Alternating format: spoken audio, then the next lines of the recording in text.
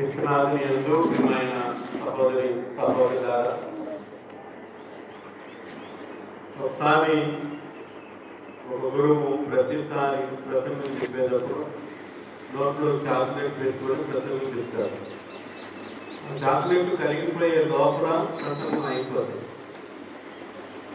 అది ఆయన అలవాటు, నోట్లో చాక్లెట్ పెట్టుకోవాలి. ఒకరోజు పొరపాటున ఆ చాక్లెట్ రంగులో ఉన్నటువంటి చింతపిక్క నోట్లో పెట్టుకున్నాడు. అది కరగట్లేదు, ప్రసంగం కావట్లేదు. డ్రైవర్ దేవుడు నోట్లో చాక్లెట్ పెట్టుకున్నాడు. ఇది కరిగే లోపల చెప్పారు. తండ్రి వందనం, తండ్రి స్తోత్రం, యేసువా వందనం, యేసువా స్తోత్రం, ఆత్మదేవా వందనం, ఆత్మదేవా స్తోత్రం, ఏకదేవా వందనం, ఏకదేవా స్తోత్రం. హల్లెలూయా, హల్లెలూయా, హల్లెలూయా. భయము చెందకు భక్తుడా, ఈ మాయాలోక ఛాయలు చూసినప్పుడు. భయము చెందకు భక్తుడా, ఈ మాయాలోక ఛాయలు చూసినప్పుడు. భయము చెందకు నీవు, దిగులు చెందకు నీవు. భయము చెందకు నీవు, దిగులు చెందకు నీవు. జీవమిచ్చిన యెహోవావున్నాడు, ఓ భక్తుడా, ప్రాణం పెట్టిన యేసయ్యున్నాడు. జీవమిచ్చిన యెహోవావున్నాడు, ఓ భక్తుడా, ప్రాణం పెట్టిన యేసయ్యున్నాడు.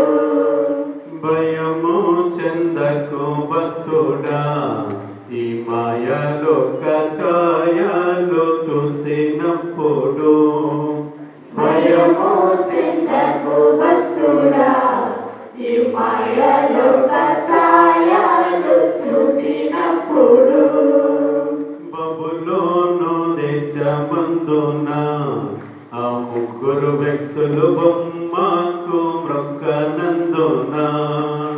బబులోను దేశమందున ఆ ముగ్గురు వ్యక్తులు బొమ్మకు మ్రొక్కనందున.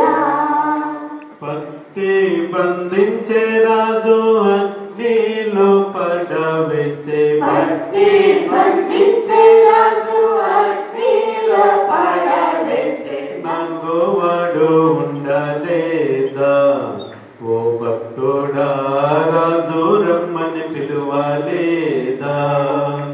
నంగువాడు ఉండలేదా, ఓ భక్తుడా, రాజు రమ్మని పిలువలేదా.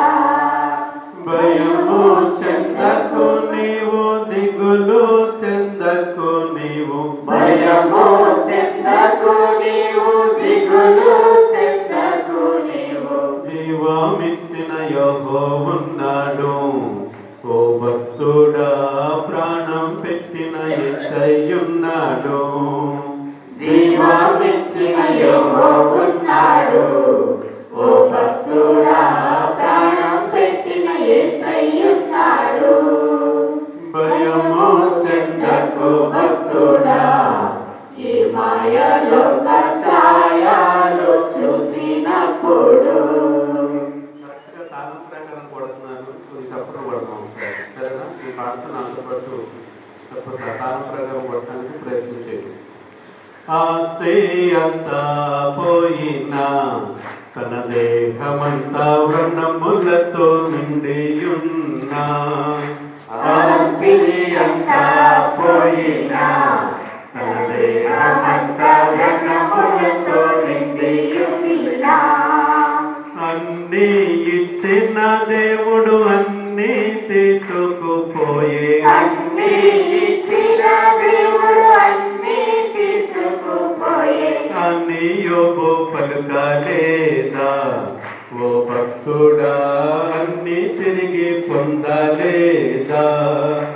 అని యోబు పలుకలేదా, ఓ భక్తుడా, అన్నీ తిరిగి పొందలేదా. భయం భయము చెందకు నీవు, దిగులు చెందకు నీవు, భయము చెందకు నీవు, దిగులు చెందకు నీవు. జీవమిచ్చిన యెహోవున్నాడు, ఓ భక్తుడా ప్రాణం పెట్టిన యేసయ్యున్నాడు. జీవమిచ్చిన యెహోవున్నాడు, ఓ భక్తుడా ప్రాణం పెట్టిన యేసయ్యున్నాడు. భయము చెందకు భక్తుడా, ఈ మాయలోక ఛాయలు చూసినప్పుడు. భయము చెందకు భక్తుడా, ఈ మాయలోక ఛాయలు చూసినప్పుడు. ప్రియమైన విశ్వాసులారా, సమస్యలన్నీ చుట్టుముట్టినాయి. సమస్యలన్నీ చుట్టుముట్టినాయి.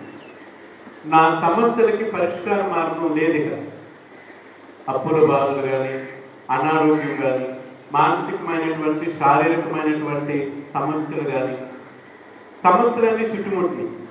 నా సమస్యలకి ఇక పరిష్కార మార్గం లేనే లేదు అని అనుకున్నప్పుడు కొంతమంది ఏం చేస్తారు?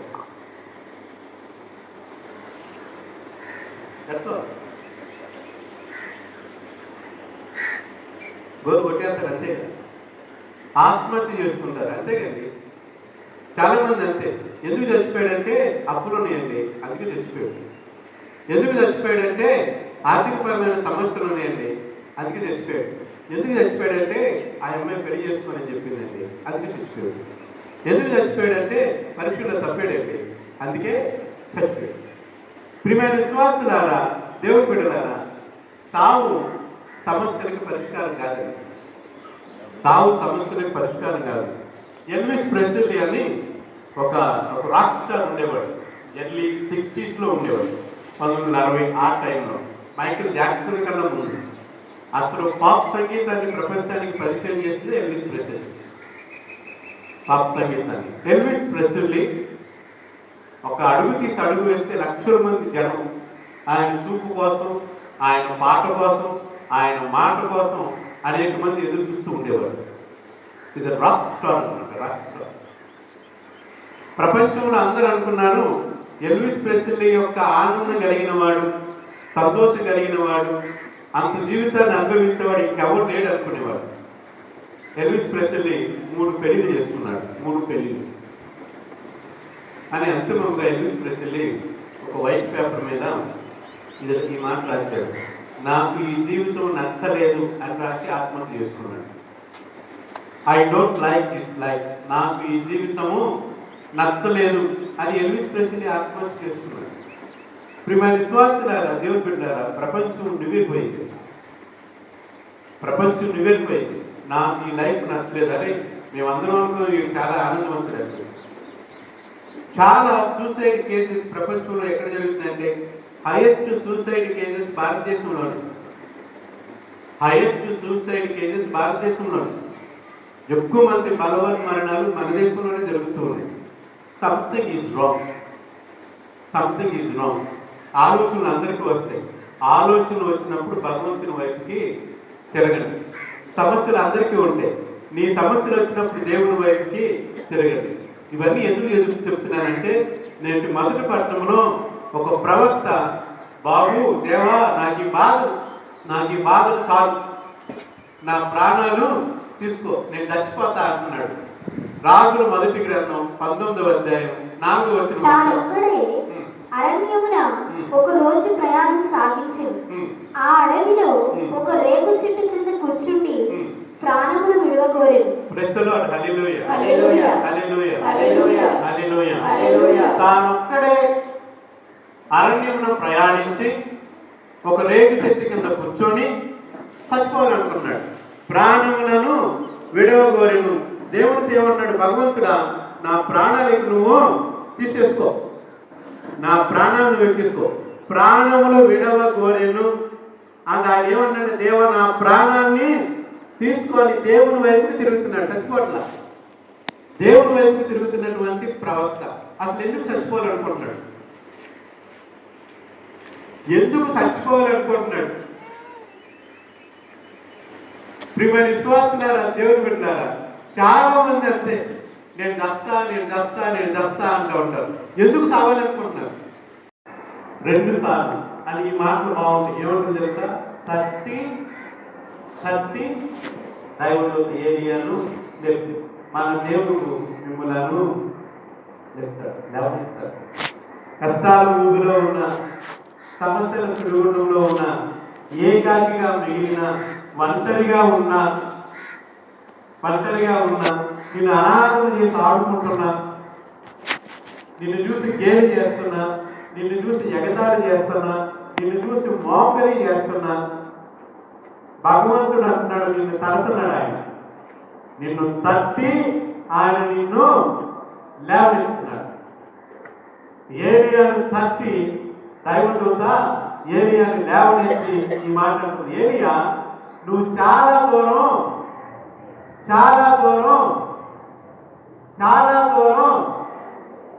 నా ప్రార్థన మీ అందరి కోసం. మీరు జీవితంలో చాలా దూరం ప్రయాణం చేయాలి. చాలా దూరం అంటే మీకు ఉన్నటువంటి చిన్నవాళ్ళందరూ ఉద్యోగాలు పొందాలి. మీకు ఉన్నటువంటి పెద్దవాళ్ళందరూ మనవళ్ళను చూడాలి. లాంగ్ లైఫ్ ఉండాలి. మీరందరూ చాలా దూరం ప్రయాణం చేయాలి. కానీ ఎంతమంది చాలా దూరం ప్రయాణం చేయడానికి ఇష్టపడుతున్నారు? ఎంతమంది మధ్యలోనే ఆత్మహత్యలు చేసుకుంటున్నారు? ఆలోచిద్దాం ప్రియమైన విశ్వాసాలు. మొన్న ఒకసారి ఒక తండ్రి నా దగ్గరికి వచ్చాడు. 85 సంవత్సరాలు, 85, 3 కొడుకులు, ఎవరి మీద ఆధార పడతలా చెయ్యి. కష్టపడ్డాడు, కష్టపడతానే ఉన్నాడు. నడుస్తానే తిరుగుతానే మాట్లాడతానే చచ్చిపోవాలి. 1944 మై డేట్ ఆఫ్ బర్త్. ఎగ్జాక్ట్గా 2024కి 85 సంవత్సరాలు. ప్రియమైన విశ్వాసులారా, దేవుడు పెట్టారా, ఆత్మస్థైర్యం కావాలమ్మా. ఎందుకు చచ్చిపోయారు అంటే చాలా మంది అమ్మ చెప్పింది అందుకే చచ్చిపోయారు. ఎందుకు వెళ్ళిపోయారు ఇంట్లో నుంచి అంటే అడిగి చూడలేదని చిన్న విషయాలు. ఏలియాతో దైవదూతలు, ఏలియా నువ్వు చాలా దూరం అంటే ఏంటి? ఇక్కడి నుంచి పరిగెత్తమని కాదు, జీవితంలో మీరు చాలా దూరం ప్రయాణం చేయాలని. కానీ అర్ధాంతరంగా మధ్యలోని ప్రయాణాన్ని ముగించే వాళ్ళు ఎంతమంది ఉన్నారండి? ఏలియా ప్రయాణం చేయడానికి ఆహారాన్ని భగవంతుడు ఇచ్చాడు. రొట్టెను నీళ్లను ఇచ్చాడండి. అందుకనే మన జీవితం ఒక ఆత్మీయ ప్రయాణం. ఏలియా ప్రయాణానికి రొట్టె నీళ్ళు అవసరమైనట్లుగా మన ఆత్మీయ ప్రయాణంలో మనకు కూడా ఆహారం అవసరం. ఆత్మకు ఆహారం. ఆ ఆహారమే దివ్య ప్రసాదం. యేసు ప్రభువు నేను ఇస్తానంటున్నాడు. 6వ అధ్యాయం 41వ వచనం. నేను పరలోకము నుండి దిగి వచ్చిన ఆహారమును అని యేసు చెప్పినందున యూదులు కొనగసాగిరి. Praise the lord. Hallelujah, hallelujah, hallelujah. నేను పరలోకము నుండి దిగి వచ్చిన జీవము గల ఆహారాన్ని. ఏలియా ప్రయాణించడానికి రొట్టె నీరు అవసరమైనట్లుగా పరలోకం మీరు చేరాలంటే ఈ లోకములో నేను ఇచ్చేటటువంటి ఆహారం అవసరం. ఏంటి నేను ఇచ్చేటటువంటి ఆహారం అంటే 51వ వచనంలో చెప్తున్నాడు, పరలోకము నుండి దిగి వచ్చిన జీవము గల ఆహారమును నేనే. ఈ ఆహారమును ఎవడైనను భుజించిన ఎడల వాడు నిరంతరము జీవించును. ఈ లోకము జీవించుటకు నేనిచ్చు ఆహారము నా శరీరమే. Praise the lord. Hallelujah, hallelujah, hallelujah. ప్రియమైన విశ్వాసులారా, ఏలియాకు ఆహారం కావాలి. పరలోకం చేరడానికి మనకు ఆత్మీయ ఆహారం కావాలి. ఆ ఆత్మీయ ఆహారమే దివ్య ప్రసాదం. మీరందరూ ఇక్కడ ఎందుకున్నారు?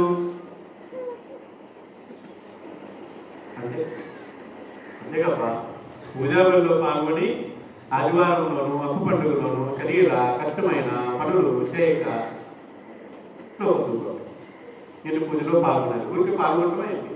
ఏం చేద్దాం? అందరూ ఇక్కడ ఎందుకున్నారు? అర్థమవుతుందిగా ఎందుకున్నాం మనం? తీసుకుంటానికి అంతే, వేరే మార్గం లేదు. అందుకనే రాజుల మొదటి గ్రంథం 19వ అధ్యాయం 9వ వచనంలో భగవంతుడు ఈ మాట అన్నాడు ఏలియా. అతడు ఒక కొండ గుహ ప్రవేశించి అచ్చట ఆ రాత్రి గడిపెను. అప్పుడు ప్రభువు వాణి ఏలియా నీవు ఇక్కడ ఏమి చేయుచున్నావని ప్రశ్నించెను. ప్రశ్నలోడు హల్లెలూయా హల్లెలూయా హల్లెలూయా. అందరూ చెప్పండి, ఏలియా నీవు ఇక్కడ ఏమి చేయుచున్నావు అని యావే దేవుడు ఏలియాను ప్రశ్నించెను.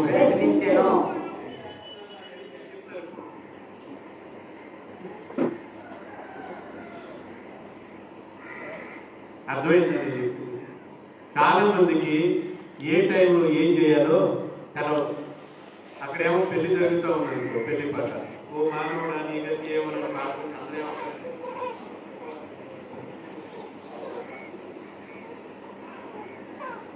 అంతే కదా.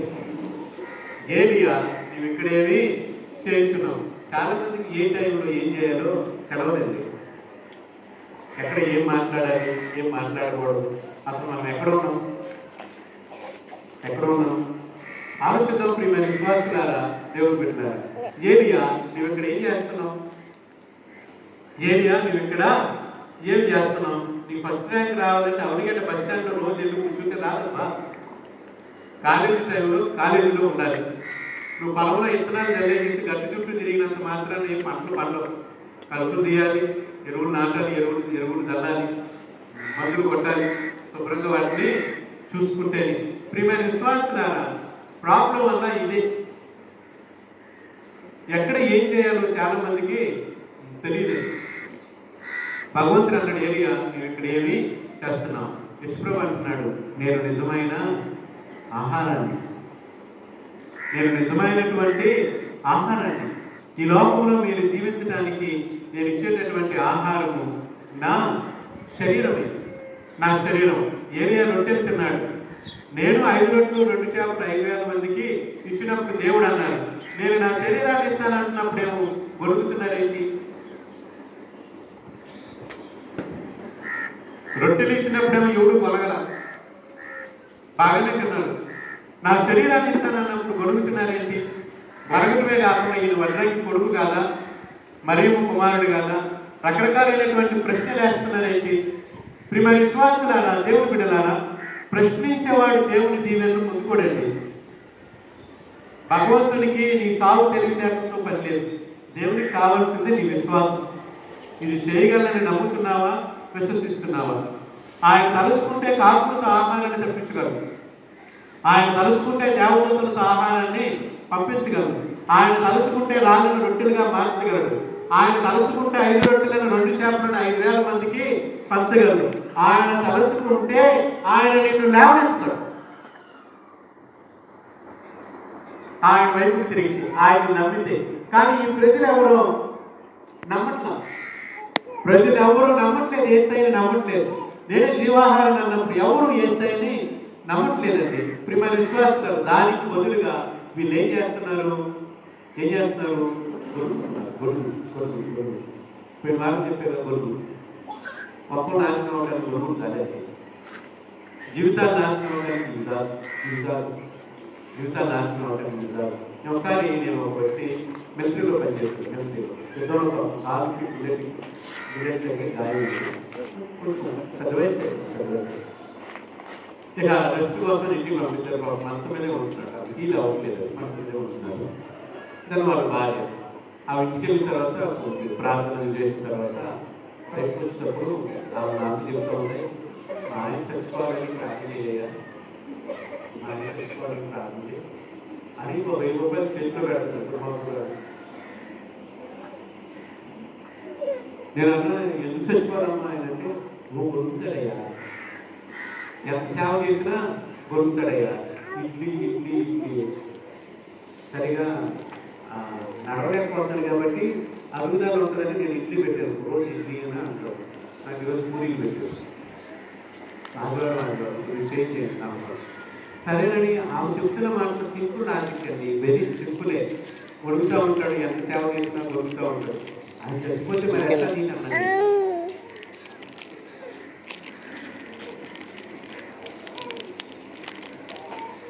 తెలియదు నాకేం బాధ లేదు. కంట్రీ పంపించింది కలుసును మొదలై నేను ఆమె చూస్తేనేంటి తక్కువ కొట్టుకుంటున్నాను గట్టిగా ఉంది.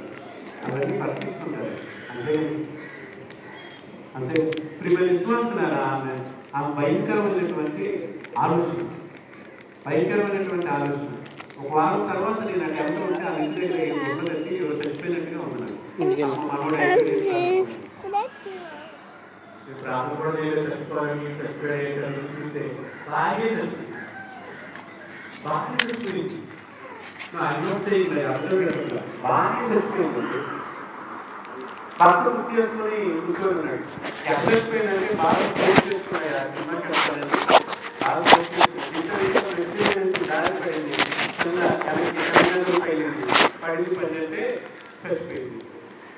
అక్కడ తాకుండా దాని గొడుగునే దాన్ని చంపి, దాని గొడుగునే దాన్ని చంపి.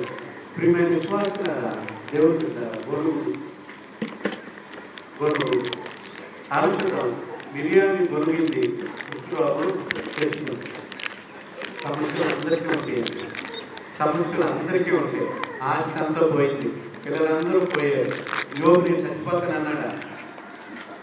దేవుడే ఇచ్చాడు, దేవుడే అని ఎంతమంది అనగలరు? అన్నీ అనుకూలంగా ఉంటే తప్ప, అన్నీ అనుకూలంగా ఉంటే ఎవరైనా ఏమీ లేనప్పుడే ఆత్మస్థైర్యంతో ధైర్యంతో నిలబడగలిగారు. యశ్వ్రభు నేను ఇచ్చే శరీరం నా రక్తాన్ని పానం చేస్తే ఎవరైతే నా శరీరాన్ని భుజించి నా రక్తంను పానం చేస్తారో నేను వారికి జీవాన్ని ఇస్తానన్నాడు, నిత్య జీవాన్ని ఇస్తానన్నాడు. దివ్య ప్రసాదం నిత్య జీవానికి మార్గం, దివ్య ప్రసాదం మన ఆత్మీయ ప్రయాణానికి మార్గం, దివ్య ప్రసాదం మనలను పరలోక గమ్యస్థానం చేసేటటువంటి ఆత్మీయ ఆహారం. ఆ దివ్య ప్రసాదం దొరికేది దివ్య వెలుగులోనే. ఎవడైతే దివ్య ప్రసాదం యోగ్యముగా లోపడతారో వారు శిక్షకు పాత్రులు. ఆలోచన ప్రియమైన విశ్వాసులారా, నెక్స్ట్ వీక్ ఆ తర్వాత వీక్ కూడా 2 వారాలు వివాహాలు దివ్య ప్రసాదం గురించి మనం మాట్లాడుకుంటాం. లాస్ట్న పౌలు గారు మాట్లాడుతున్నాడండి ఎఫెసీలకు రాసినటువంటి లేఖలో, ఎఫెసీలకు రాసినటువంటి లేఖ. దేవుని పవిత్రాత్మను జాగ్రత్త వినండి, విచారమున ఉంచరాదు. దేవుని పవిత్రాత్మను విచారమున ఉంచరాదు. ఏలైనా ఆత్మ మీపై దేవునకు ఉన్న యాజమాన్యమునకు చిహ్నము కదా. అంతేకాదు, దేవుడు మీకు స్వేచ్ఛను వసగడు రోజు రానున్నది అనుటకు ఇది నిదర్శనము కూడా. వైరము, మోహము, క్రోధము అనువానిని త్యజింపుడు. అనువాన్ని త్యజించాలి. ఏం త్యజించాలబ్బా? వైరవము అని తెలుస్తుంది, నాకు చదువులేదు కానీ. భక్తిరవము, మోహము, క్రోధము అని వారిని త్యజించండి. అరుపులు కానీ అవమానములు కానీ ఉండకూడదు. అరుపులు కానీ అవమానాలు కానీ ఉండకూడదు. ఏ విధమైన ద్వేష భావము ఉండరాదు. దానికి బదులుగా పరస్పరము దయను, మృదుత్వమును ప్రదర్శింపుడు. క్రీస్తు ద్వారా దేవుడు మిమ్మల్ని క్షమించినట్లే ఒకరిని ఒకరు క్షమింపుడు.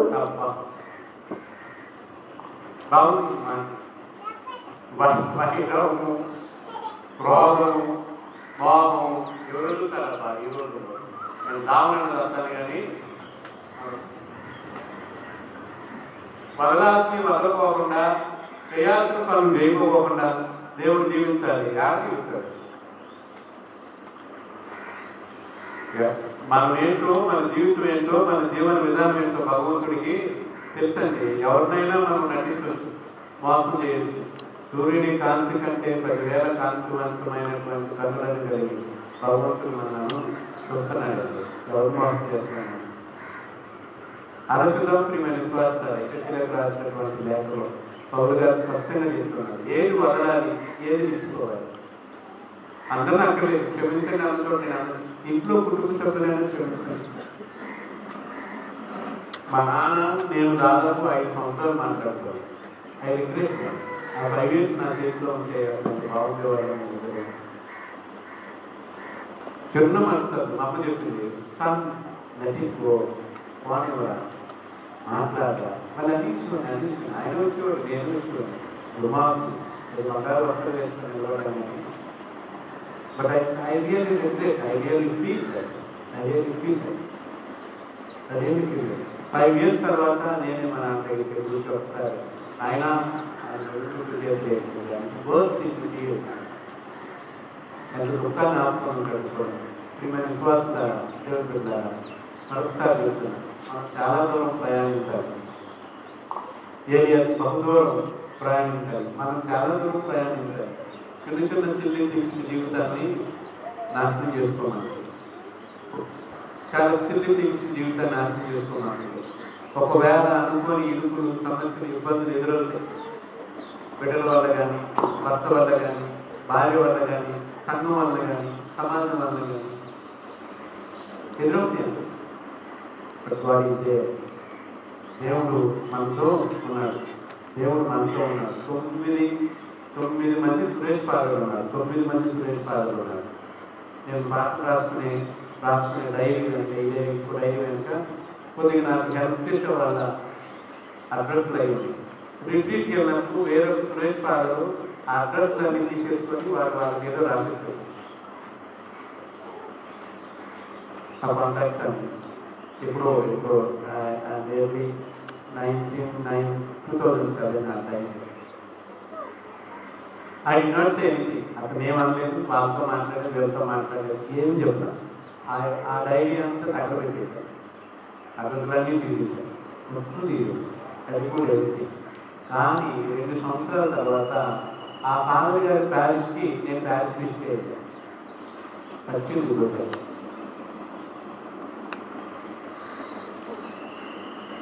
ఫైవ్ ఇయర్స్ ఉన్నాను. ప్యారిస్కి రాలేదు. ఇంటికి వచ్చినా నాకు చెప్పలేదు. నేనేమన్నా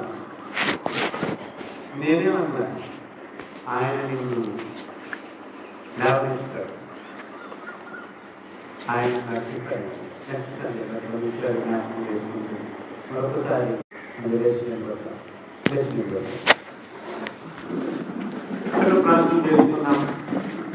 ప్రార్థన చేసుకున్నాం. చేతులు జోడించి నడుచుటకు నేర్పించు నా యేసయ్యా, నడుచుటను నేర్పించు నా యేసయ్యా, నడుచుటను నేర్పించు నా యేసయ్యా, నడుచుటను నేర్పించు నా యేసయ్యా. ప్రార్థన చేసుకున్నాం. దేవా, మా ఆత్మీయ జీవితాన్ని నడిపించు అయా.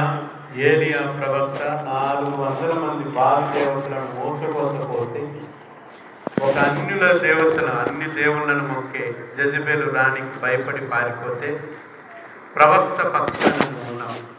నేను చచ్చిపోతాను ఇంకా అంటే నువ్వు ఆయనకు రొట్టెను నీరును పంపించిన ఆయన ప్రయాణాన్ని కొనసాగిస్తే ఏలియా వెనక్కి తిరిగి వచ్చి ఇజ్రాయేలు ప్రజలను బలపరుస్తాడు. అయ్యా, అర్పణ సమయంలోకి వెళ్తున్నాం. మా ఆత్మీయ ప్రయాణాన్ని, మా జీవితాన్ని మీకు విన్నవించుకుంటున్నాం. బిడ్డను దీవించండి, ఆశీర్వదించండి. మరి ముఖ్యంగా నేను నా శరీరము, నా రక్తము మీ ఆత్మీయ ప్రయాణంలో జీవాహారంగా ఇస్తున్నాను. నేను ఇచ్చేది నా శరీరమే అని పలికినటువంటి తండ్రి, మీ దివ్య శరీరాన్ని స్వీకరించడానికి సిద్ధపడుతుండగా మమ్మల్ని దీవించమని ప్రార్థన చేస్తున్నాను. యవన బిడ్డలను దీవించండి. అయ్యా, చిన్న వయసులోనే చిన్న చిన్న విషయాలకి నా ప్రభు బిడ్డలు అర్ధాంతరంగా తనువు చాలిస్తూ ఉన్నారు. ఏది మంచో ఏది చెడో తెలుసుకోలేనటువంటి వయసులో కూడా ఆత్మహత్యలకు, చెడు స్నేహాలకు, చెడు అలవాట్లకు బానిసలవుతూ యవనప్రాయాన్ని ఆయన తృణప్రాయంగా తృణీకరిస్తూ ఉన్నారు. అయ్యా, మీరు అంటున్నారు ఏలియా నువ్వు బహుదూరం ప్రయాణం చేయాలని. అయ్యా, మేము బహుదూరం ప్రయాణం చేయాలని, ఎత్తైనటువంటి కొండలను ఎక్కాలని, ఎత్తైన శిఖరాలకు చేరుకోవాలని మీరు మా నుంచి ఆశిస్తూ ఉంటే మేము అర్ధాంతరంగా నాయన మా జీవితాలను తనువు చాలిస్తున్నాం. లేదా గొడుగుతూ సనుగుతూ నా ప్రభు జీవితాన్ని అసంతృప్తిమయం చేసుకుంటున్నాం. కోపాన్ని విడనాడటం లేదు, క్రోధాన్ని విడనాడటం లేదు. నాయన అసూయ ఈర్ష్య ద్వేషాన్ని విడనాడటం లేదు. ఇవన్నీ వదలుకోకుండా నీ సన్నిధికి వస్తే నువ్వు ఎలా దీవిస్తావు మమ్మల్ని.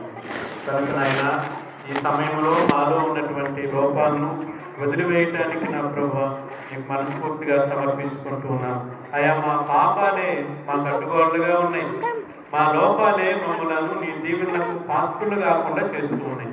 కనుక నాయన మమ్మల్ని దీవించమని ప్రార్థన చేస్తూ, ముఖ్యంగా యవన బిడ్డలను ఆయన జ్ఞాపకం చేసుకో. అనేక మంది నా ప్రభా తెలుగు వ్యసనాలకు బానిసలు అవుతున్నారు, సెల్ ఫోన్లకు దాసోహం అవుతున్నారు. ఫోన్ ఫ్రెండ్స్ అని చెప్పి, వాట్సాప్ ఫ్రెండ్స్ అని చెప్పి రకరకాలైనటువంటి స్నేహితులు గ్రూప్లోనికి ఎంటర్ అవుతున్నారు. ఫేస్బుక్ల ద్వారా, ట్విట్టర్ల ద్వారా, నా ప్రభా మెసేజీల ద్వారా, టిక్ టాక్ ద్వారా, రకరకాలైనటువంటి వాటి ద్వారా ఏవేవో అన్నింటినీ డౌన్లోడ్ చేసి అనేక రకాలైనటువంటి అనర్థాలను తెచ్చుకుంటూ ఉన్నారు. టెక్నాలజీ నాయన ఈ యొక్క యువకుల జీవితాన్ని చిన్నభిన్నం చేస్తూ ఉన్నది. కనుక నా తండ్రి నీకు వందనాలు, స్తోత్రాలు. మంచి జ్ఞానాన్ని బిడ్డలకు దయచేయమని ప్రార్థన చేస్తూ, చదువుకున్నటువంటి బిడ్డలను లేవనెత్తండి, సుదీర్ఘ ప్రయాణాలకు వాళ్ళని తీసుకొని వెళ్ళండి. యవన బిడ్డలు నాయన దాంపత్య జీవితంలో ప్రవేశించినట్లు నడిపించండి. తల్లిదండ్రులు చేస్తున్న వివాహ ప్రయత్నాల్లో ఆదరణగా ఉండండి. ఉద్యోగ ప్రయత్నాల్లో ఉన్నటువంటి బిడ్డలను దీవించండి. మా అవనిగడ్డ పరిసర ప్రాంతాల నుంచి నాయన చాలామంది రకరకాల ఉద్యోగాల నిమిత్తమై వివిధ ప్రాంతాల్లో స్థిరపడి ఉన్నారు. దేశ సరిహద్దులు దాటి కూడా నాయన పనిచేస్తున్నారు. రాష్ట్రాలను దాటి చదువుకుంటూ ఉన్నారు, పనిచేస్తున్నారు. బిడ్డల కాపుదలను నీ మీద ఉంచండి, వారికి తోడుగా ఉండండి, ఆదరణగా ఉండండి.